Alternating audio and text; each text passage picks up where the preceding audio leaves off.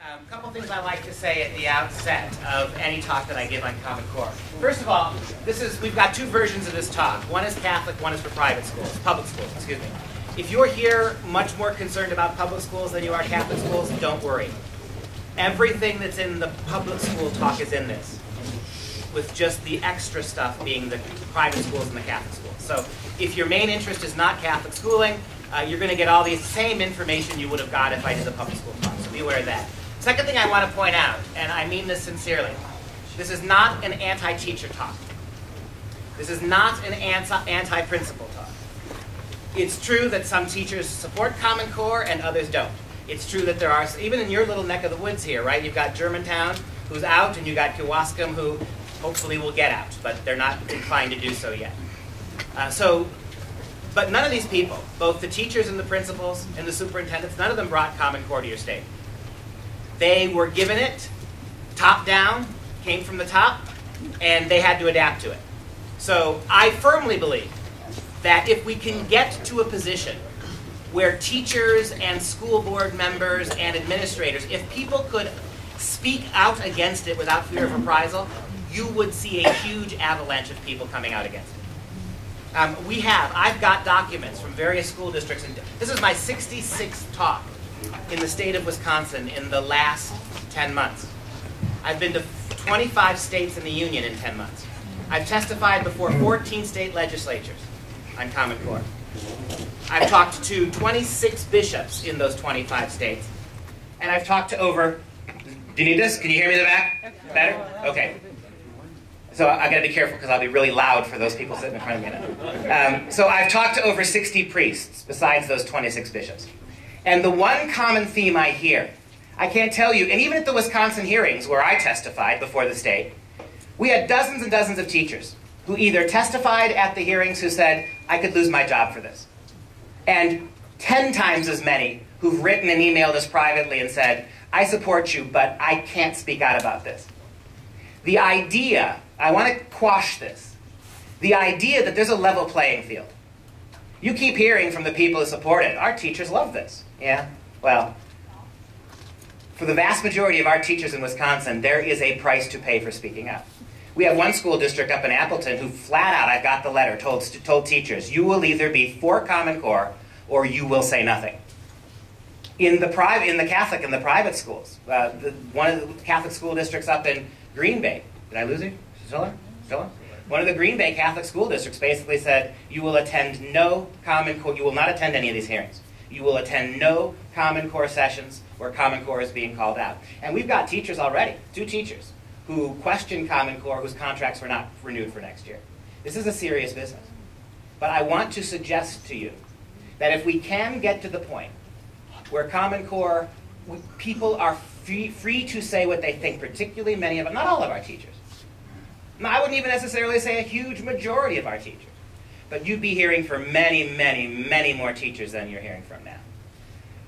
Okay, so that's that. This is not anti-teacher. It is in no way, shape, or form anti-school. Right? And I think you're going to see as we figure out where Common Core came from, why that is.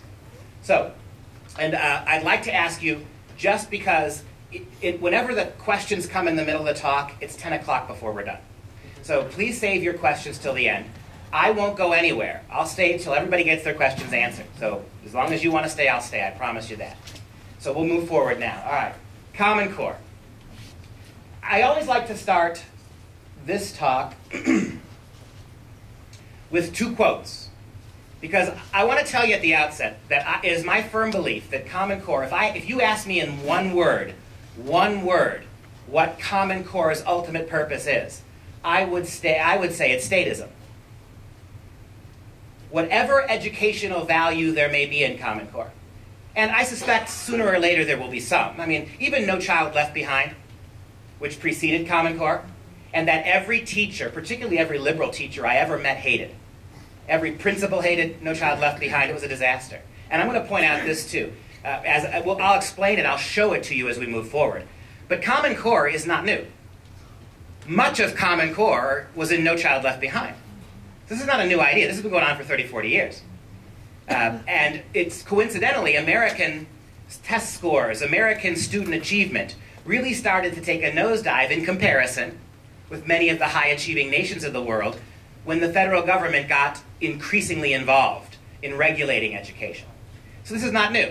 It seems to me that what we saw with No Child Left Behind and previous iterations before that have come back in a vengeance in Common Core. And that is the idea, the underlying idea that all your kids are ultimately belong to the state. And that more than any other iteration of curriculum before this, or standards before this, or education before this, this curriculum, and the standards and the curriculum that's grown up around it, is all about wresting authority, separating, undermining parental authority. And you'll see, I think, pretty quickly how that's true. A couple of quotes. This is the famous John Dumphy, humanist education reformer. Writing back in 1983, he said, "The battle for mankind's future must be waged and won in the public school classroom by teachers who correctly perceive their role as proselytizers of a new faith. The classroom must and will become an arena of conflict between the old and the new, the rotting corpse of Christianity, together with all its adjacent evils and misery, and the new faith of humanism." And then, from Pope Benedict XVI in 2006, "The state, which would provide everything, absorbing everything into itself, would ultimately become a mere bureaucracy incapable of guaranteeing the very thing which the suffering person, every person, needs, namely, loving personal concern. We do not need a state which regulates and controls everything, but a state which, in accordance with the principle of subsidiarity, generously acknowledges and supports initiatives arising from the different social forces and combines spontaneity with closeness to those in need. The church is one of those living forces." Again, we're going to mediate this talk through a Catholic perspective. And we're at, obviously, the Knights of Columbus Hall. I would say this. It's not just Catholic schools, but a vast number of private Christian and Catholic schools jumped to the front of the line to adopt Common Core standards. And the question is, why? We know why the public schools did, because they didn't have a choice. They really did not have a choice. Right? This one man brought Common Core to this state, and that was Tony Evers. Right? He consulted nobody. Let me ask you a question, and I want you to look around while I ask this question. How many of you, as you sit here today, would say that you just don't know that much about Common Core? Would you raise your hand? Okay, look at this. That's a pretty big number. That's, what, 85% of you? 80% of you? It's the law of the land in public schools, and you know nothing about it. It's been in your schools for well over a year now, and you still know nothing about it. Have any of you ever had the opportunity to go hear a speech from Tony Evers or anybody else from the DPI explaining Common Core? Have you seen them? Right? One person. Right? They're very rare, almost impossible to find them. I've given, this is my 66th talk in the state.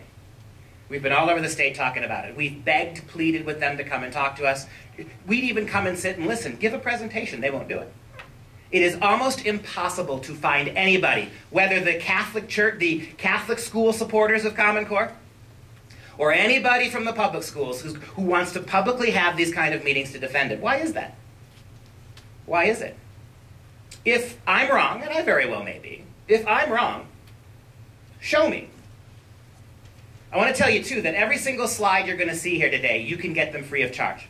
There will be a website put up at the very end.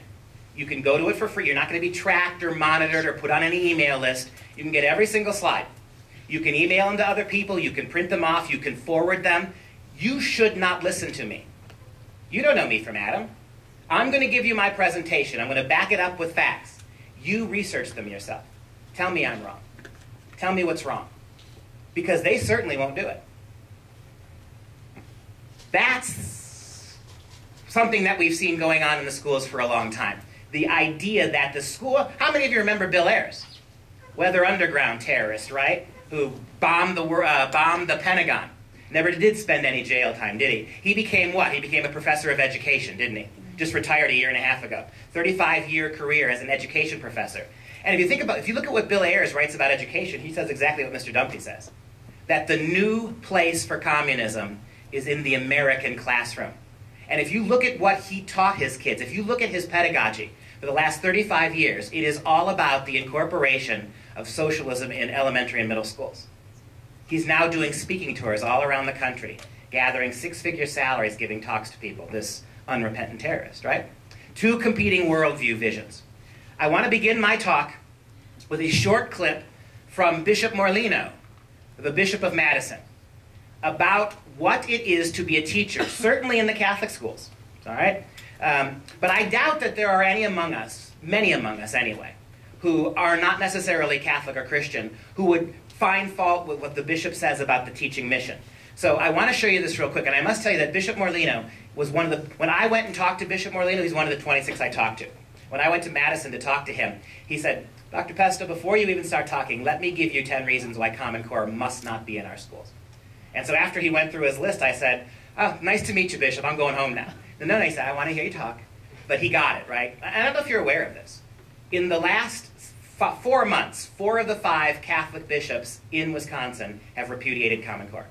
I don't know if you know this, but in the last year, 21 of the 46 states that initially adopted Common Core have begun proceedings to get out of part or all of it. All right? Think about this. All right? Within 1 year, half the schools that were forced to take, half the states that were forced to take it are now looking for an exit. All right? 4 of the 5 Catholic bishops in the state have decided that it is dangerous. Right? So here's Bishop Morlino in an address he gave to his school teachers back in August when school was about to start. The teaching ministry refers to your subject. And no matter what subject you teach at all, no matter what subject, that subject is related to God. Because the subject matter about which you teach is all of God's creation, and it bespeaks God. So one of your greatest challenges as a teacher is to be able to formulate how what you're teaching the kids is related to God. So that from class to class throughout the day, not only through saying a prayer at the beginning of class, but through the way you teach your subject matter, the young people get a sense that they are in God's presence. God is connected to everything about their lives, especially the subject matter which they study in your class. I also use the word formation in terms of your mission and your ministry. The formation of these young people's minds, hearts, and behaviors is in so many ways commended to your care. Your example, your tone of voice, your own willingness to put the needs of the students above your own, lived out. This is the formation that you are called upon to communicate to the young people. So let's make sure as we go through the school year that we remain in God's love, that we remain in a state of grace, so that we can offer the love and the grace of Jesus Christ to these young people who deserve it, because through that love and grace, God will save them. And that's our highest goal as a Catholic school, their salvation. Okay. That seems to hold up really well, regardless of whatever Catholic or Christian or private school you send your kids to, right? Particularly the Christian ones, Catholic ones. Now, obviously, there's a slightly different dynamic for our public schools. And as I've already said, we're going to draw a line here between the public schools that got it because they had to take it. Many now are defending it, but we'll talk about that. And that begs a question for our Catholic schools. Given that our Catholic and private schools were already dramatically outperforming public schools, why would you adopt a curriculum, sight unseen, that's never been tested when no one asked you to? A curriculum, as you're going to see shortly, that contradicts every single value Bishop Morlino just talked about at its fundamental core. So from the Catholic perspective, or the Christian schools that have adopted it, what is your reason? Talked to a number of you already before the talk today, and I got to tell you, I've talked to hundreds of school administrators in Catholic schools. And in almost every single instance, all 5 dioceses in Wisconsin had Common Core in the Catholic schools. None of the bishops knew anything about it. None of them. The people, the secular administrators of the Catholic schools, brought, adopted, and put Common Core in the Catholic schools without telling any of the priests and without telling a single bishop. None. They did it on their own. The question is, I have not gotten an answer from this yet. No one has been able to tell me why they did this. And when you see what's in this curriculum, you're going to see the real dangers for our public school kids and the express dangers for any private school to get on board with this.